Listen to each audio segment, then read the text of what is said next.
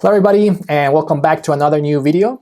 And as promised, this is going to be part 2 of the series of videos that I've been working on with Dave from the Dark Stuff YouTube channel, where we talk about the music that came out from the former members of the Replacements after the Replacements broke up. And in part 1 was already released in Dave's channel, the Dark Stuff, last week, where we talked about the records that came out in the 90s. And I'll put a link here in the description in case you haven't checked out that video, but definitely check out that one first before you watch this one. And in this second and last part of the video is going to be this video, and it's going to cover all the records that came out from 2000 to 2022 by the former members of the Replacements. So that is Tommy Stinson, Bob Stinson, Paul Westerberg, Chris Mars, and Slim Dunlap. Their solo projects as well as their side projects. And yeah, we really dive deep into each of the records. We give our thoughts. We give our favorite songs and what we think about the album. And then at the end of the video, we give our top 3 records from that era. So definitely watch the video until the very end so you can check out our top 3.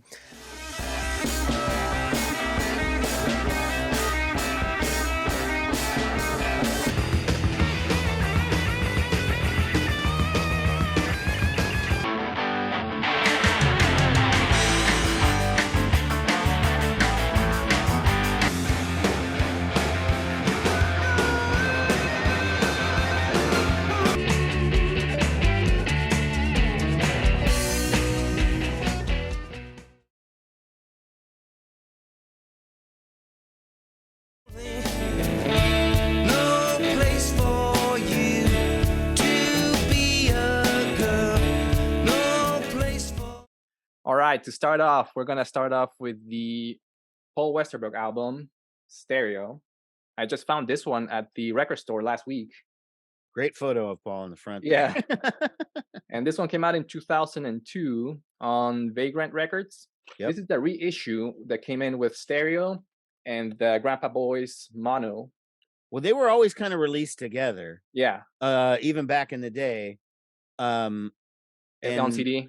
Yeah, like on CD. Well, we'll talk about them separately because they are technically separate albums. But yeah, they were sort of packaged together. And obviously Stereo Mono implies that they're sort of together. But yeah, I should have picked up that record store day thing. That's cool. I wonder if it's still around. Yeah, I got lucky, I think, at my record store because they only had one copy left. And it's from 2019 on record store day. And I missed out on it as well. Great sounding record. Well, for what it is. Right.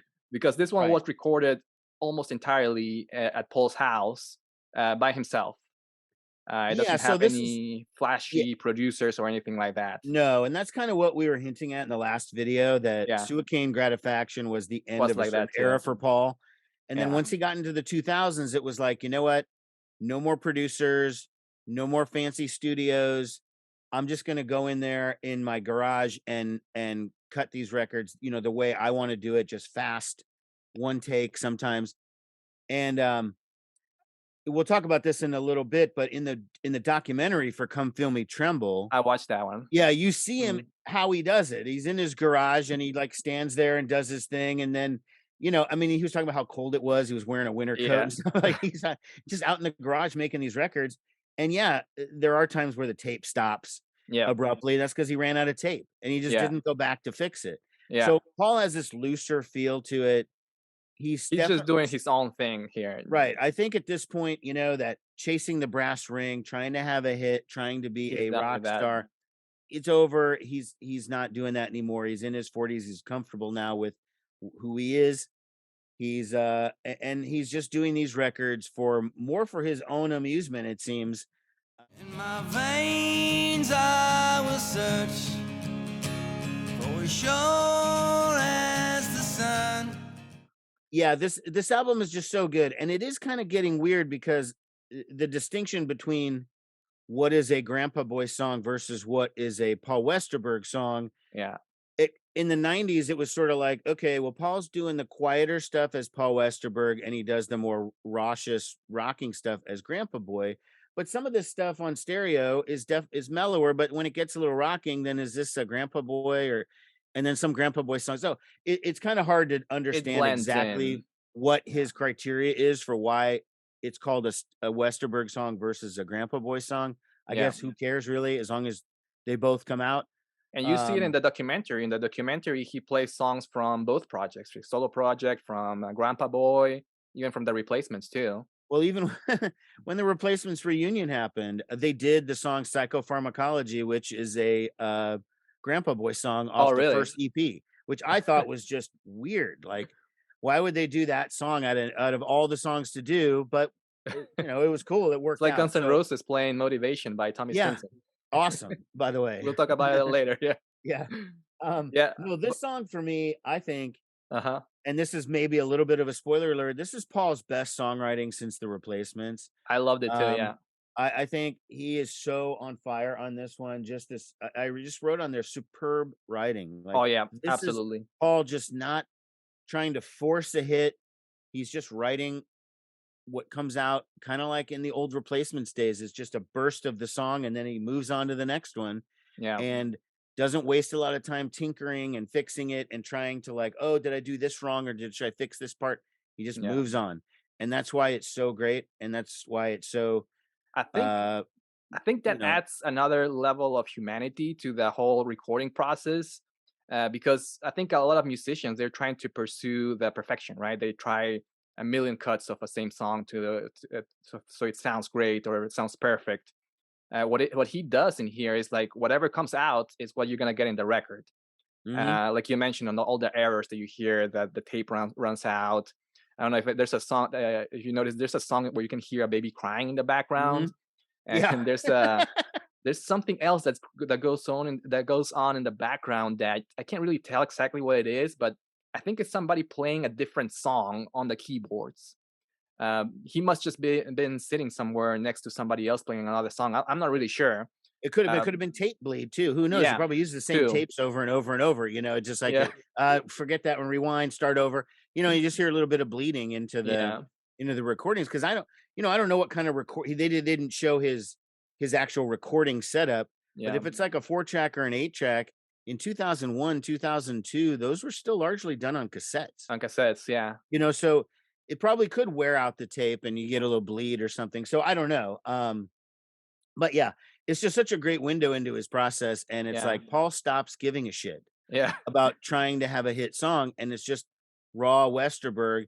He's not, again, trying to impress anybody. It's like his fans are his fans. This is the way it goes. My favorite songs on there, clearly, Dirt to Mud, Only Lie Worth Telling, Boring Enormous is just awesome. Yeah. And Nothing to No One.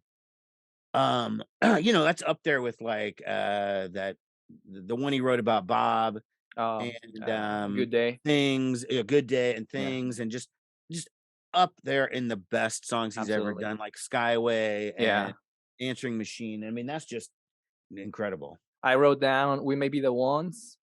Don't Want Never, which is the one where the tape runs out at the end. Which first I was very confused. I thought that my Spotify was broken when I listened to that song. I know you texted me. It was like, "Is there something wrong with this?" It's like, "Why does it just abruptly end?" It's like, no, that's the way it it's is intentional. I would have loved to hear how the song ends, but I guess it doesn't really matter at the end. He probably doesn't even remember. Paul doesn't. Remember. And I also like the hidden track in the record. There's a song called "Postcards from Paradise," which is a cover from a band called Flash for Lulu. Which I was not familiar with. Great track.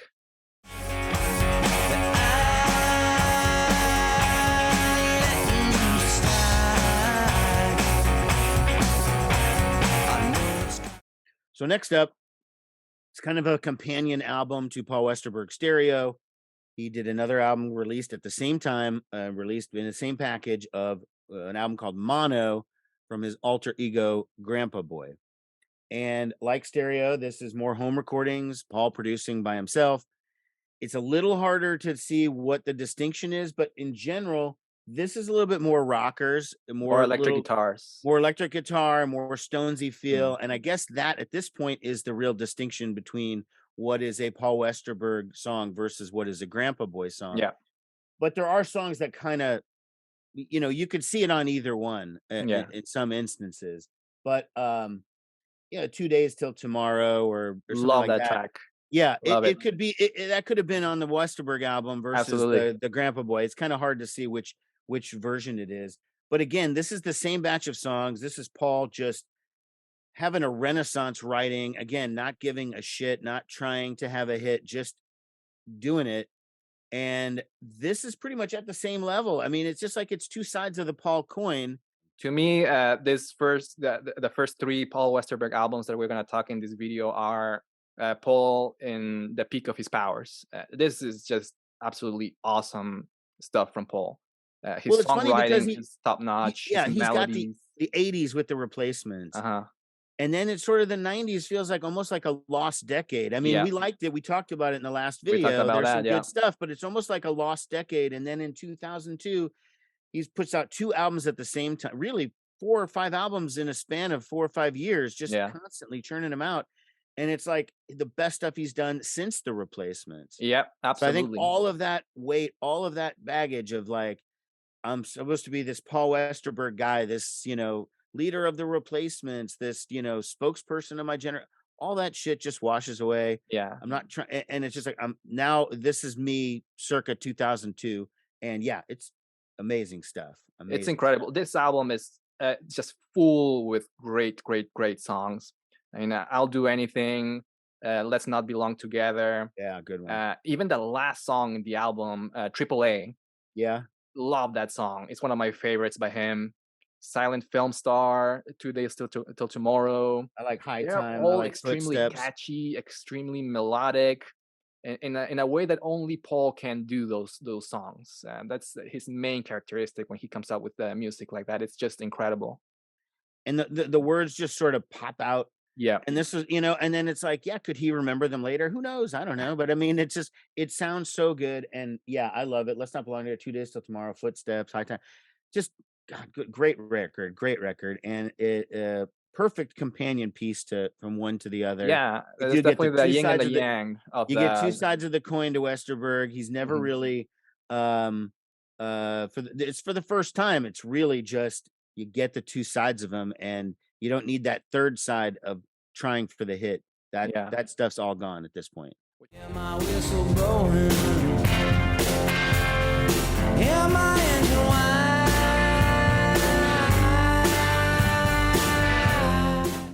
All right, up next, we got Paul Westerberg with Come Feel Me Tremble. This one came out in 2003, also on Vagrant Records. Weird cover. Yeah, not a great album cover, I would say. And it almost looks like it was made in Microsoft Paint. Yeah, and we also got the DVD.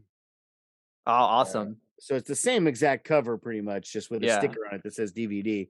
So people didn't think they were buying the wrong one or whatever. But yeah.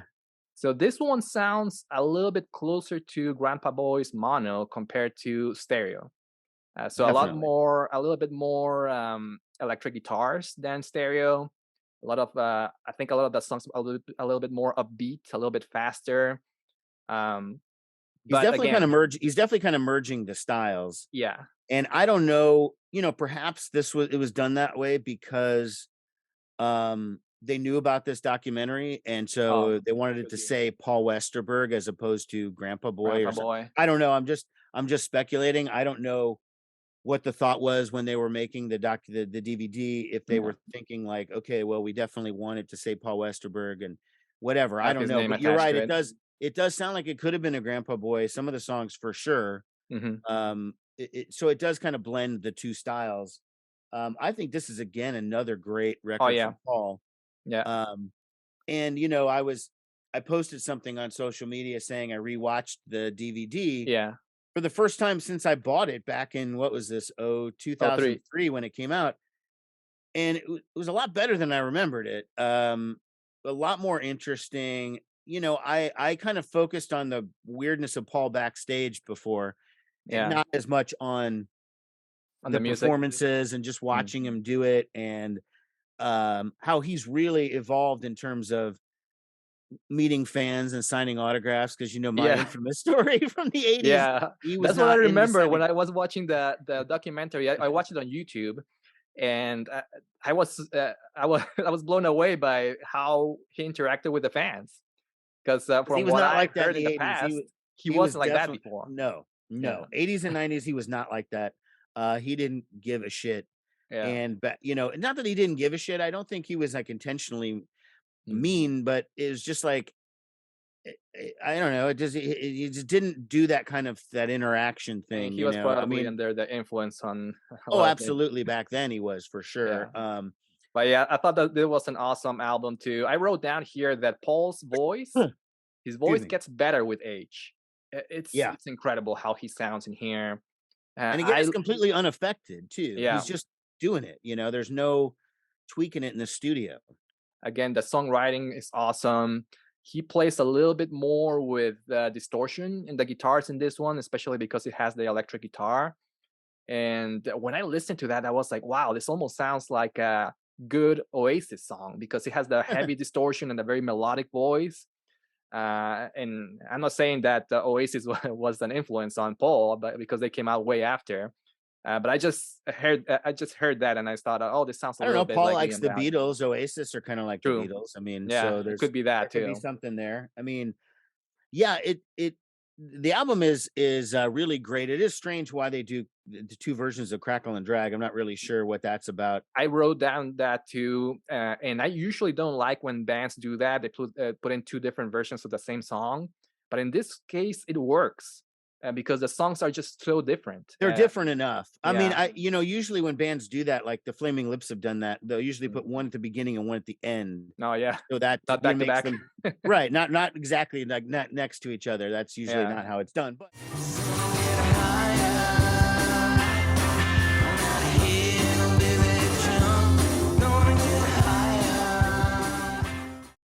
yeah, great album. I really loved Dirty Diesel. Great Dirty song, Diesel, and it's great great opening track. in the documentary. Yeah, What a Day for a Night is a great single. That was the single from the album. Hillbilly Junk is fun. Knocking Them Back was just a good, catchy, fun song. And But yeah, again, this album and still Paul at the peak of his powers, in my opinion. Daydream, awesome song. It's catchy as hell. Making Me Go, Wild and Lethal, and Pine Box. yeah, Wow, Pine awesome Box is song. really good. They're Yeah. all great. Meet Me Down the Alley. Oh yeah, Meet Me Down the Alley. That sounds like it should have been on stereo. You know, it's like a perfect Yeah. song for that stereo record. Yeah. Great song. And you know, the Paul ballads are just so heart-wrenching. He was just really going through some shit, I guess. Yeah. I don't know. I'm trying to think of what was going on in his personal life and stuff. I know he just had a kid and he was married, and you know, so his world was pretty different at that point. But he was definitely feeling something, and it was it was coming out. And in the documentary, you definitely see that emotional side of him, right? Because I can't remember in which song it was that he is looking at this picture of a girl and he throws it into the fire. I think it's somebody that died in his family or one of his friends, and he wrote a song about her. And I'm not sure about the story, but you definitely see that kind of emotional aspect and the sweet side of Paul. Well, he's just a lot more open about stuff. I mean, you know, like we were saying in the last video, we have the benefit of that Trouble Boys book and the box sets with a lot more stuff. And so Paul is willing to talk about his past. He's always been kind of against that.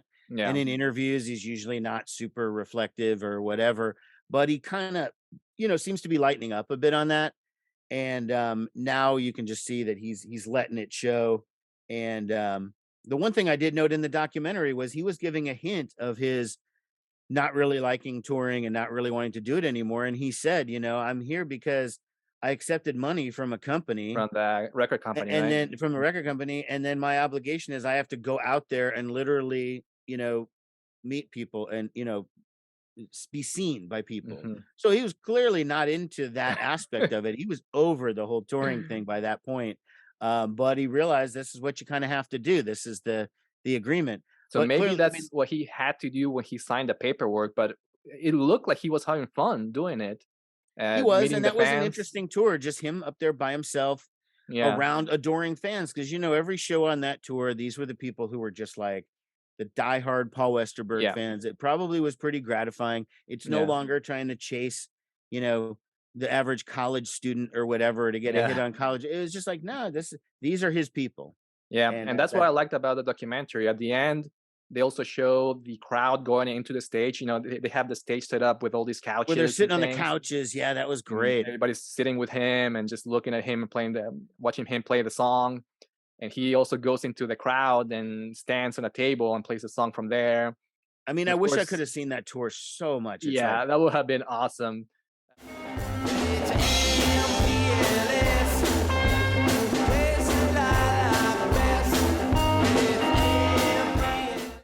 okay, so the next year, or no, still 2003, is it? Or Still yeah, 03. still 2003. We do the next Grandpa Boy record. I don't know if you're supposed to hold it up this way. Dead I think Man it's supposed to Shake. be sideways, right? Yeah, I think it's Yeah. supposed to be this way, sideways, and it kind of goes out like it. Actually, you can pull it up this way, Oh, that's cool. and then it's got the whole thing. So this is the next installation of Grandpa Boy. So another counter to "Come Feel Me Tremble," Yeah. which had just come out. Um, This this is is his Paul's blues. What's blues that? record. This Yeah. is his blues record. This is. I'm just. It's a lot of cover songs. There's plenty of covers on here. There's some originals, but it is Paul doing the blues. And now you see another side of it, because I mean, we talked about "Come Feel Me Tremble" was a merging of stereo and mono. Now Yeah. this is just taking Grandpa Boy in another direction. Yeah. It's not just the more upbeat songs. Now he's clearly doing this bluesy kind of take on everything. MPLS just opens the record so great. Yeah. It's just a song about his hometown, about His hometown. Minneapolis. Vampires and Failures. And then some good covers. "I'm So Lonesome I Could Cry," "What Kind of Fool Am I?" These kinds of things that have been out for a long time. I love the song "Take Out Some Insurance." Oh, yeah. That song is so funny. It was interesting to hear Paul sing "I'm So Lonesome I Could Cry," because so many people have covered that one, and just hearing it from Paul, I thought it was pretty cool. I liked what was it? I'm looking at the track list right now. MPLS, kind of like an anthemic song about, like you said, his hometown. Let's see what else. Souvenirs is a John Prine song. Oh, really? Oh, yeah, that's right. Which is cool. So really interesting where he's pulling the ideas Yeah. from. But again, it's the fourth album in a row of he's just cutting this stuff in the studio, and Yeah. he's not laboring over it. It's just fun. Yeah, that's what I was Fun gonna say. stuff. This is a fun record. I enjoyed it. But I'm not a blues expert. I rarely really go out there and listen to blues, so I can't really tell if it's good or not. But it sounds good to me. The songs are Yeah, I fun. mean, well, look, is someone going to mistake it for like old Delta blues or something? I mean, I don't know, but Paul's always had a little bit of this element in the sound, and now he's just focusing on that element. Yeah. I can't help but wonder if maybe a lot of this stuff was recorded sort of just in a span of stuff, and then he kind of cut it up and said, "Well, this should be on the blues record. This could be on this. This could be It on could this." be. You know, Yeah. you don't know. In the Yeah. 90s, you get your one album, you're on your major label, you get your one record for the year, maybe 2 years, and you have to Yeah. put your 13, 14 songs on that, and that's it. And Yeah. anything that's not deemed like perfect gets cut by the wayside, Gets cut out. Yeah. but you'll have really fun songs like "Men Without Ties." That's a Paul song from a leftover from 14 songs. That's better than a lot of the stuff. So it's like that seems like a more fun, tossed off, good Paul song. Well, something's wrong with this whole thing. But something's wrong and it's okay. So tell me what you want. So up next, Tommy Stinson with "Village Gorilla Head," and this one came out in 2004. There you go. Got the original CD on Sanctuary Records, and it was produced by Tommy Stinson himself and Philip Broussard. Right. And from what I read, Tommy played all the instruments in this record, but he did get some contributions from Richard Fortus and Richard Dizzy Fortus, Reed, he was in Guns N' Roses. and Dizzy Reed too, also from Dizzy Reed DNR. from Guns N' Roses, but Gersh, who was his drummer in Perfect, is actually the drummer on most of these record tracks. Josh Yeah. Freese is on a little bit too. Yeah, and it was recorded using Frank Black's mobile studio Mhm. in California, which I thought it was interesting because definitely it's a change of pace for Tommy. I think this is his most mature album so far. A little bit of slower songs, slower tempo, deeper songs with a little bit more of a personal theme in some of the songs too. Of course, he has a lot of slower tracks, but there's some bangers too, like a Motivation near the end of the album. I thought it was great. Yeah. I also liked what was it? Something's Wrong. I thought it was a fun song. Something's Wrong is a good poppy song. Yeah. No, this is And good. I mean, we didn't address it that much in the last video, but so after The Perfect Thing fell apart, Tommy joined Guns N' Guns N' Roses. Roses, yeah. And the way he got into that was because Josh Freese, the drummer that we talked about playing with Paul Westerberg, Mhm. Josh Freese was playing with Guns N' Roses at the time. And Yeah, he's the one who suggested, hey, maybe you should try out for Guns N' Roses. Duff McKagan just quit, yeah, and Tommy was like, rather than dismissing it, was like, okay. And he tried out. Axel really liked him, and he was in the band for the next 15 years. that's crazy. So Yeah, this is sort of an off time. I guess he would have off time from Guns N' Roses when they're not doing anything, and he could work on he his was doing solo his own album. thing. And that allowed him this. And it is, yeah, it's a little mellower, probably the most mellow thing that he's done. But I love this album. Yeah, Like you said, Not a Moment Too Soon is great. Something's Wrong. I love Light of Day.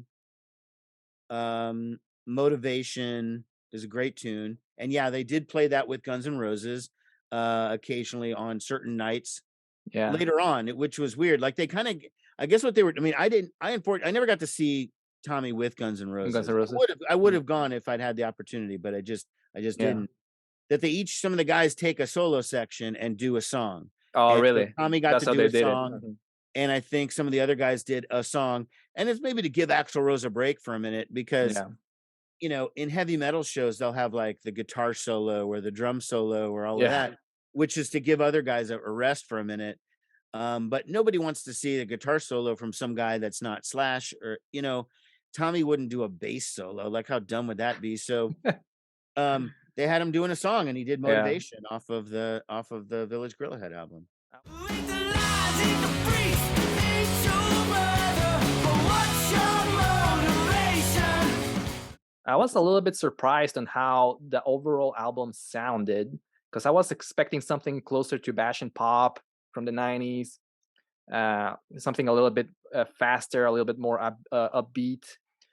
This was a completely a surprise to me. And I think it has to do with a lot of the stuff that was out in the mainstream these days in 2004. What was big back then? Indie rock, slower stuff. Grunge was done, punk Mhm. was almost done. What was big? Modest Mouse, Arcade Fire, Wilco, and White Stripes, and bands like that. So the tempo had slowed down a little bit, and I think he was trying to do something similar to that, at least from what he heard out there that was popular. Could And be. I mean, it could be also a counterweight to what he's doing with Guns N' Roses. So in yeah, other words, that he's too. in Guns N' Roses, and they're working on Chinese Democracy, which took him like 15 years to make in the studio, and going out on tour and playing Welcome to the Jungle and that sort of thing. Yeah, And then when he has time off from that, he's in a completely different headspace, and he's yeah, doing this kind of different kind of music. So it could have been affected by what he was hearing out there. It yeah. could just be, yeah, like this is my break from Guns N' Roses. This is kind of where I'm at. As far as I know, empty your eyes. Okay, so 2004, we're here. We get another Paul record. This time, Folker. Weird title. Folker. It's folk. It's Folker. It's the folkest of any of his albums. 2004, he produced this one himself. It's again similar to what we've been talking about. And the Released, last solo album by Paul too, right? right, released in 2004 on Vagrant Records, and Mhm. it is, as of today, the The last last one. album released under Paul Westerberg's name. I mean, this is it for him right here. Mhm. Now, for me, when this album came out, I initially didn't like it as much. Mhm. And I kind of remembered being like a little bit down on Folker and thinking that I didn't like it as much. But I have to say, when I went back, I listened to it last night in headphones, Mhm. and I got a lot more out of it than I did earlier records. It is kind of a little slower. Again, it's the it sort of goes back to stereo in the sense that this is more quieter, mellower songs. Maybe again now because he just got off of doing the bluesy record last Yeah. time. But really reflective, showing a lot going on in his life at the time. He's got a kid. His father just passed away. That's There's two right. songs that talk about the death of his dad. And it's just a really, really personal album. I think I was thrown by the song Jingle, the first song, because it's just so like corny and like buy it now, buy, it's just like it's corny. And I think that threw me from the album initially, of like thinking it was that good. But now it is really good. I enjoyed it the hell out of this last night listening to it in headphones. Apparently, he turned in that song Jingle to a bunch of companies like Target and Walmart to see if they would pick it up for the commercials, and they Didn't all happen, huh? said no. Wow, weird. I wonder Yeah. why. But yeah, that song does throw everything off because it's so different compared to the other ones. A little bit too goofy. That's the other songs. The rest of the album is all more introspective, a lot of personal topics, like you said. The song about his dad is just crazy. It's really deep. Yeah. It's the third Oh, song in too. the My album, My Dad and Dad. Looking Up in Heaven are both Yeah, Looking Up in Heaven. the songs about his dad, and they're just like, because it's sort of like in that song I Hate Music from the Replacements. Yeah. And he goes, I hate my dad, one day I won't. Well, now we're at the one day where he won't. He's bringing it full I circle thought of that now. last night. I had this epiphany. I was going to write it down in notes. I'm glad I remembered. But yeah, he said, I hate my father, one day I won't. And now here you flash forward 25 years 20 or years whatever, later. and now he won't. He doesn't anymore. Like he hit that point. I went looking up in heaven, but you weren't anywhere in sight. But my favorite of this album, I thought it was good too. But my favorite was the least folky song in the album. Yeah. Is that song called Gun Shy near the end of the record. Towards the end. Yeah, that's a good one too. I love that one. Folk Star is a great closing track too. $100 Groom was a fun song too. But yeah, like you said, inside of the CD. It's Paul flipping you off. But yeah, great songwriting again. His vocals are as good as they can get, which surprised me that he didn't release anything under his name after this, because he could still sing. He really did. He really has become a recluse ever since that point. After that, there was a release called Westerberg, the Best of Paul Westerberg.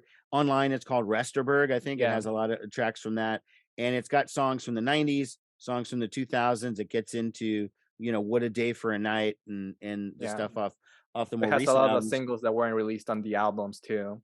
Yeah, some outtakes and B-sides and stuff. And there's nothing to take. It's a drag, they're always bitching. All right, up next we got Tommy Stinson with One Man Mutiny, and it came out in 2011. So it's been several years since the last one, since 2004.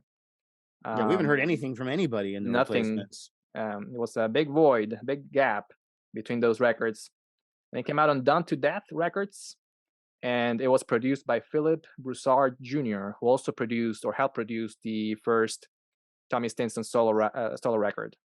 And and he's also got guys from Guns N' Roses playing on it again. Yeah.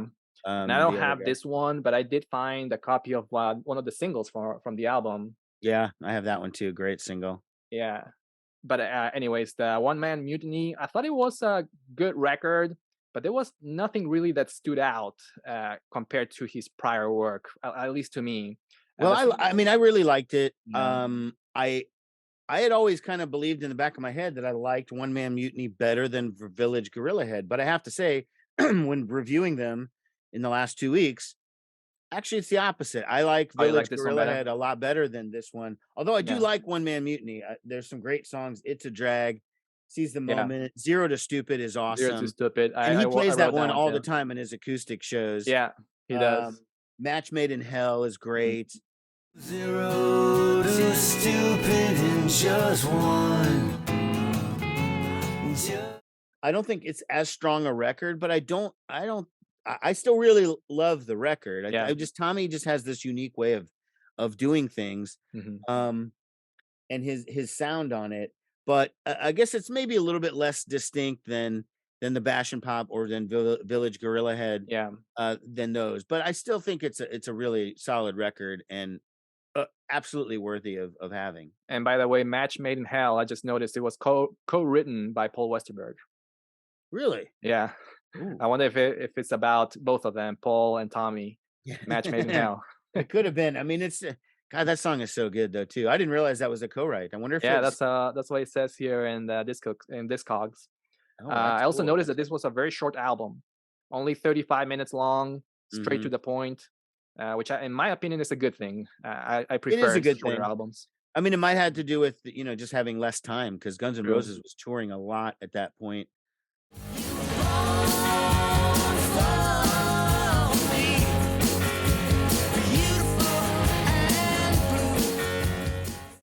Okay, next up, we skip ahead a few more years to 2016, and Paul forms a new band with Juliana Hatfield, and they call themselves the I Don't Cares.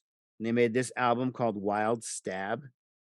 It was it came out on a label called, I think, Done to Death was Paul's. Dry Wood. Drywood. This is really cool.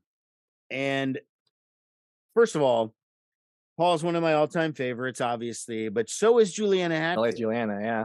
She's one of my favorites also, and the pairing of them together is really, really cool. And sometimes it doesn't work when two great artists get together. Sometimes it doesn't work as good as you think they would, but in this case, it does. I think that the great thing about this, and Paul kind of explained it in an interview. I've only heard him do one interview, and it was on YouTube, but it was audio only, and he was talking about the way this worked. And he did say that he's been making tapes and, in his garage ever since probably 2004, since Folk or whatever, but he didn't do anything with them. He did have that 49-minute project where he stuck a bunch of songs together. He did have an EP or two in the interim. So it's not like he did nothing, but no full-length albums really at that time. With Juliana came in and Paul sort of turned over the tapes, a bunch of tapes, and it was her job to kind of sift through them, figure out what was the best stuff, what should we work on, finish, perhaps recut, whatever. And that was her job. And she added backup vocals to stuff. I think she might have even added guitar, who knows, but it was great. Yeah. And it was a cool collaboration. So it's not a collaboration in the sense normally where, like, say that just as an example, the Kurt Vile, Courtney Barnett thing. Yeah. Where they're just two separate artists. They come together for one album. They kind of write songs together one time and then they move on. This was just like, these were more Paul songs still that he had been working on, but he clearly was having trouble figuring out what to focus on. And Juliana came in almost as the role of producer and finding the right stuff to work on. Yeah, because there is some great stuff on here. When I was getting ready to listen to this record, I was also expecting, like you said, the collaboration aspect, right? Maybe one guy sings one song and then she sings the other song. But it was more of a Paul album with Juliana doing, like you said, a lot of the backing vocals and the guitars. But it works great. The songs are Juliana awesome. does have "Dance to the Fight." She sings the lead vocal. Yeah, in that one song, right? And that's a great song. Yeah. But you hear her vocals prominently on a lot of the tracks. Yeah.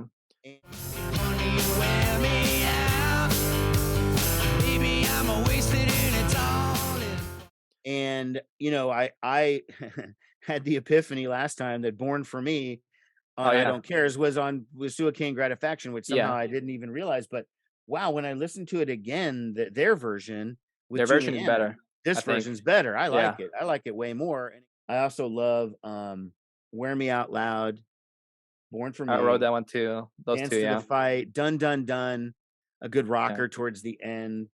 But most of these songs are good. I mean, even "Kissing Break" and stuff like that was kind of corny, but it's all right, Yeah, I really love this record too. I think they both complement each other really well. This is the perfect example where the sum of its parts are together is stronger than the sum of its parts. I also wrote down like the ones that you said, "Wear Me Out Loud," "Born for Me," but I also wrote down "Need the Guys." Yeah. and King of America. To me, that was the standout track of the record. Dance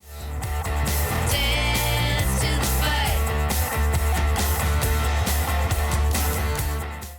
You can't get really a solid answer out of either one of them because Paul doesn't talk to anybody, and Yeah, Juliana is currently out on the road with the Lemonheads, but she hasn't been doing touring much. She puts out records all the time, yeah.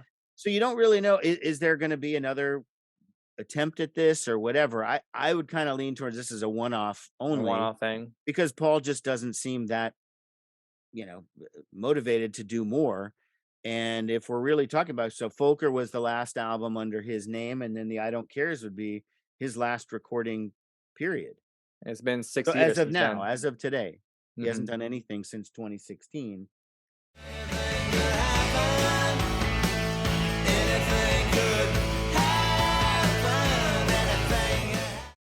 All right, up next we got Bash and Pop with Anything Could Happen. This is a project from Tommy Stinson, back from the 90s. I also got it. I got it only on CD. Yeah. I did get it signed by Tommy a few years ago. This one came out in 2017 on Fat Possum Records, and it was produced by Tommy Stinson. And go ahead. I'm sorry. I did get to see this band, the Bash and Pop, live in this tour, which was awesome. I didn't, unfortunately. It was didn't, really great. I And really like the should be fact pointed out, that this isn't the same Bash and Pop. None of the members except for Tommy. no, they're all new. They're all new all people. in the band. None of them are the same guys that played with. Well, Steve Foley, the ex-Replacements drummer who played in Bash and Pop, died. Oh, really? Before this came, I think he died. I want to say 2011, 2012, somewhere in there.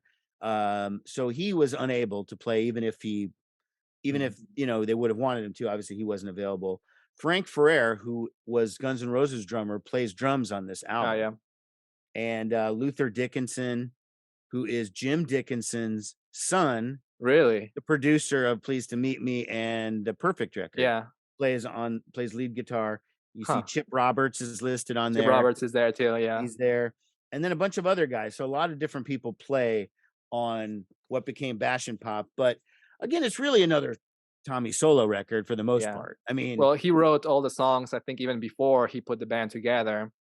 But I love still the lineup of Bash and Pop here in 2017.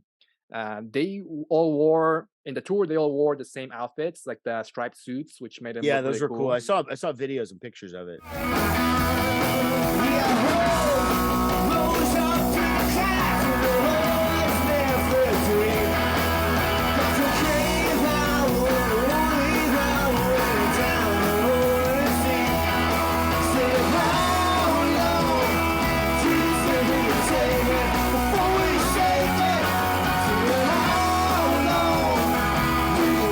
So very fast paced, kind of like Stones, like rock and roll. But it is definitely a band album. Even if Tommy wrote all the songs before, it feels like a band album. So it's very upbeat, very fast paced, high energy. Songs like Anything Could Happen, on the Rocks, super catchy. Love those tracks. And there's an element of, like you were talking about with the last Tommy record, of getting that little twang in there. Yeah, that wasn't in the original Bash and Pop, but there is a little twang on this one, on like Bad News, Anytime Soon. So there is that little bit of emerging there. But yeah, it's more old school rock and roll. It's definitely, he's drawing a distinction betwin when it's Bash and Pop versus when it's Perfect versus a solo record. There is a definite difference you can hear. I loved On the Rocks, Anything Could Happen, Unfuck You was great. Yeah. This was my number one album of 2017. I remember. People can go back and check my best of the year video at that point, and it was my number one. And I loved this album when it came out. Yeah. I actually gave it as VCLT to a couple people. Oh yeah, because they just wouldn't go out and buy it, and I was like, I got to convince you to go get this. And one thing that stood out for me when this record came out was that, and we talked about this a little bit last time in the last video, where we said that a lot of the stuff that the Replacements members were releasing wasn't quite in the mainstream yet, right? They were releasing very, like Paul, he was releasing his very personal slow albums back in the 90s that wasn't very, they weren't going to be played in the radio or on MTV. But this record, I think that it came out in 2017, there was a little bit more attention on indie rock bands like this one, even though they still have like a little bit of a classic rock sound. So they did get a little bit of attention when this album came out. They were on KXP, they were on the radio a lot. They were playing in South by Southwest. They were in the Chris Gethard TV show as well. So they did get a little bit of that mainstream. I Well, wouldn't it's call it also the first mainstream. time. It's the first time Tommy was playing with a band since 2004, 2005. I saw Yeah. him on the Village Gorilla Head tour. He did Oh, a yeah. real brief tour. He had I can't remember the name of the band that was touring with him. It was the guy Joe from the Mises, Mhm. a 90s band. He had another band, and I'm blanking on the name. I'll remember it later, but they were the opener, and then they came out and they were Tommy's band. Mhm. That was the last time I saw Tommy play live with a band was 2004, 2005. Yeah. And so here he is back with a band, and it's cool seeing him, you know, because it is different when it's a solo project and you're working on it by yourself in the studio or with a couple. This feels like, yeah, it's 4 or 5 guys in a room Yeah. bashing Jamming. it out, and cool stuff.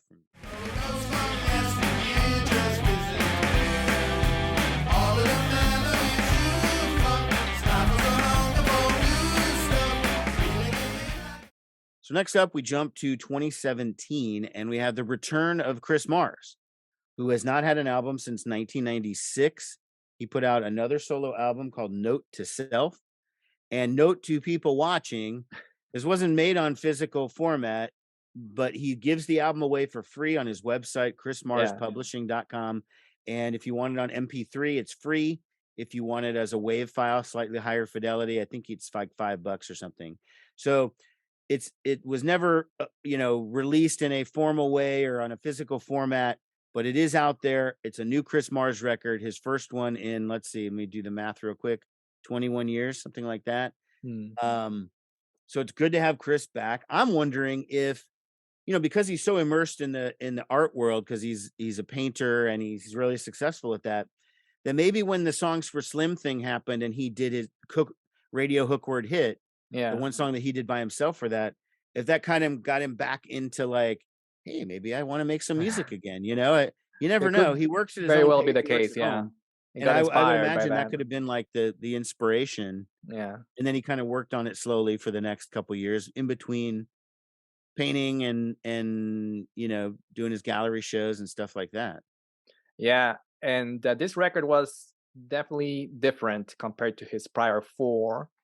Well, I think it's a little more similar to the first 2, just in terms he doesn't have that rocking guitar, but I felt like the songs were a little more rock oriented. They were a little bit less weird or novelty-ish like they were on the last 2 albums. Definitely didn't have this record doesn't have the things that I didn't like from Tenterhooks and Anonymous Botch.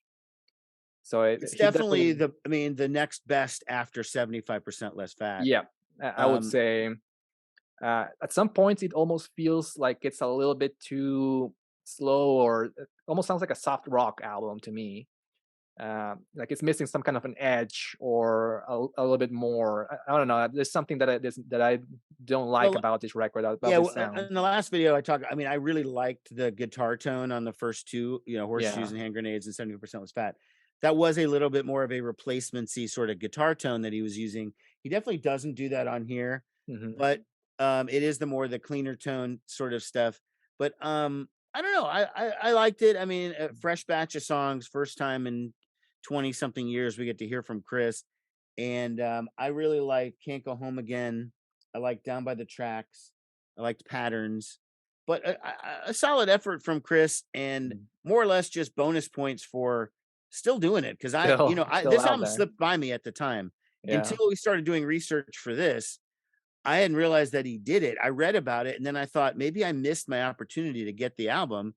No, he's still giving it away for free on his website. Yeah, I noticed that too at the last minute. I just went to Wikipedia and I saw he has another album that came out in 2017. And I just went to his website to see if it was still available, and just like you could get it for free too. Yeah. I also liked Mind as Mice, the very last track in the album. Yeah. The 5-minute song, which is long for Chris Mars standards, I guess, for his for compared to his other songs. sounds almost like a concept song, like he's telling a story, which I liked a lot. Yeah. I think it would have been funny if in the early 2000s, when Paul was just immersed in his home studio in his garage, if he'd have just phoned up Chris Mars and been like, "Hey dude, do you want to come over and play some drums?" Imagine those songs with just a little bit better drummer. Yeah, Because Paul's a pretty rudimentary drummer. But yeah, if he had just had, because they were the two guys only living in Minneapolis, just pop by for, cut out some, that would have been so cool. that'll be yeah, that'll be a dream, I think.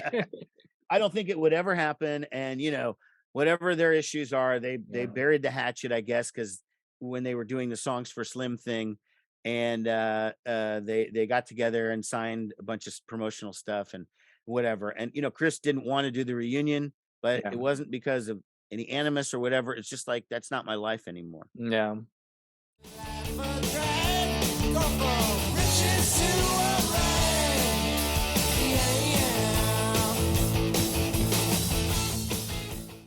All right, and last but not least, we got Bleeding Hearts. Oh yeah. There you go. Riches to Rags. And of course, it features the only band member that we have not spoken about in these two videos until now, Bob Stinson. And this one came out just this year in 2022 for Record Store Day, but it was recorded in 1993, and it came Right. out in on Bar None Records, or Bar None and Fiasco Records. Yep. And anybody out there, I think you might still be able to pick up a copy of this, and it's definitely worth it, not only because of the music, but it has a really nice write-up by Bob Merr, who also wrote the book about the Replacements, Trouble Boys. And he did the liner notes on the Pleased to Meet Me box, on the Dead Man's Pop box, on Sorry Ma box. Yeah, he's great. He is the Replacements writer. He knows everything about the Replacements, and he knows as the much as an story. official biographer as they have. He's the guy, I guess, at this point.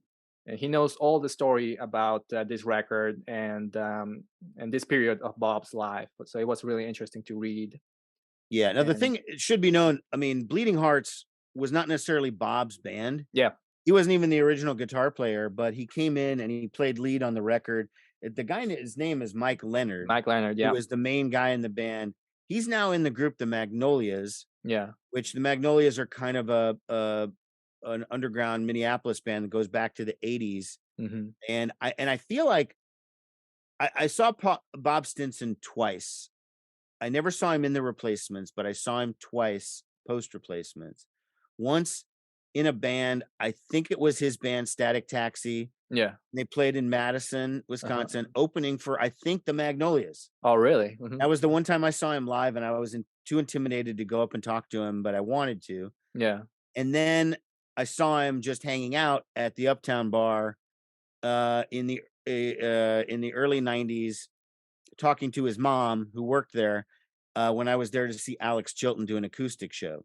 So I only saw him those two times ever. And I didn't even know about this Bleeding Hearts thing. I didn't realize. I mean, if I'd have been in Minneapolis, I probably would have known that he was playing with the group. He probably played live a couple of times, but great to see. Yeah. I really like this record. I bought it no matter what when in Record Store Day because it was Bob Stinson. It's the only thing with Bob, and I had to get it.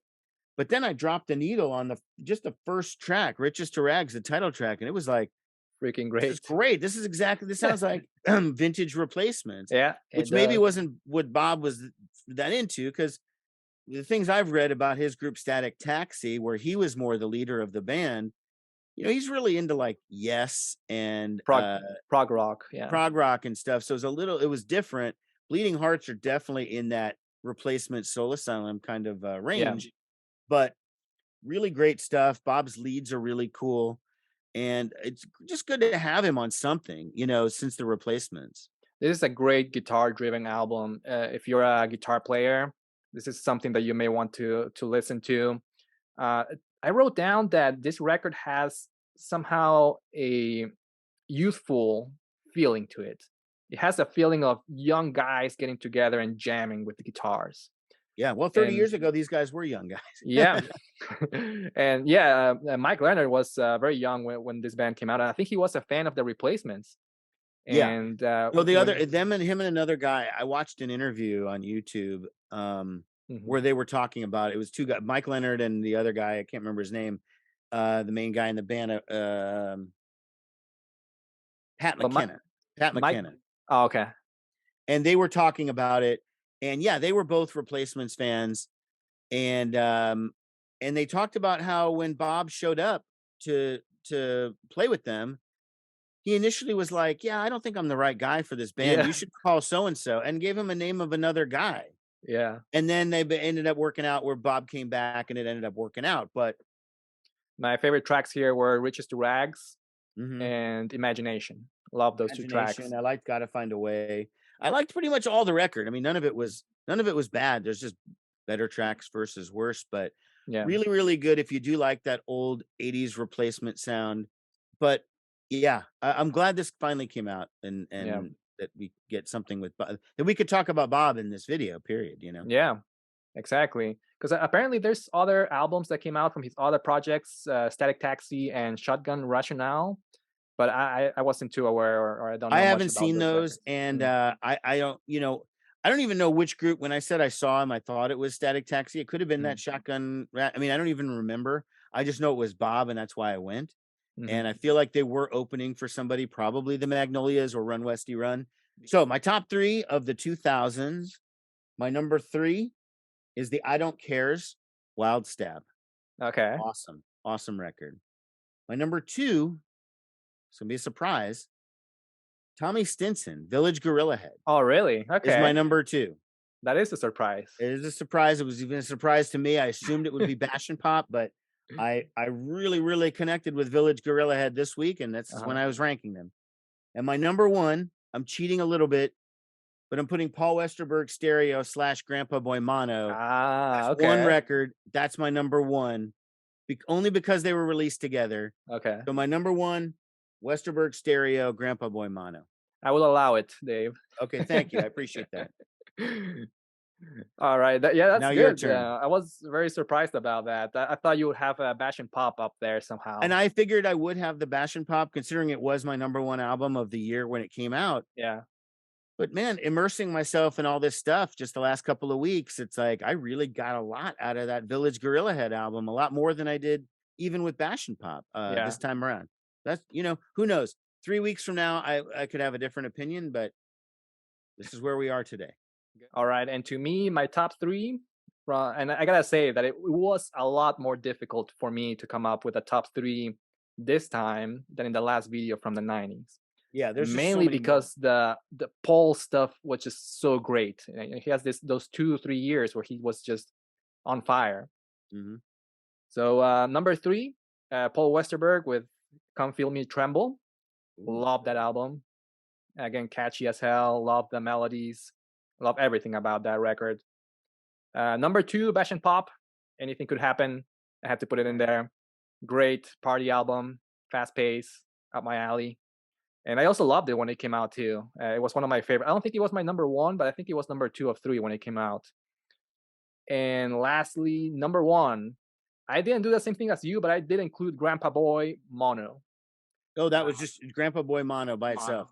Okay, So we're if sort I of there guess, on the same. So our number ones are pretty similar both times, yeah, because the last one was Bash and Pop, and now this time we're both in on Mono. yeah. But yeah, I had to do them both. I couldn't separate them out. I thought about that too, and I guess if I was going to include both of them, it would be the same thing. It would be Yeah. Paul Westerberg Stereo and Grandpa Boy Mono. But to It's me, just when I listened to that Grandpa Boy album Mono, man, it's like I just kept rewinding it, not rewinding it, but going back to the same Yeah, I track know what you just mean. to re-listen to them because they were just so great. No, Especially the Paul's very last writing. track in the album, AAA. Love that track. Yeah, Paul's writing at that time. He was just churning out the great stuff, Yeah. and such a solid period, and definitely his best songs since the Replacements, without question. Solid stuff. So we're basically in agreement. That Yeah. 2002 period was That's the the best for Paul. strongest by him. Yeah. I think he was just in the peak of his powers. There was nobody else that was writing songs like that. Yeah. I mean, I would love for us to be able to do a volume 3 on this video. I just Yeah. don't, right now nobody's doing anything. So Yeah. Paul and Tommy and Chris, they're the only ones left. So again, we could have a slim collection of stuff. Yeah. But yeah, Maybe 10 would years love- from now we'll come back yeah, together we'll and come back again, do another one where the we can talk about 2020s.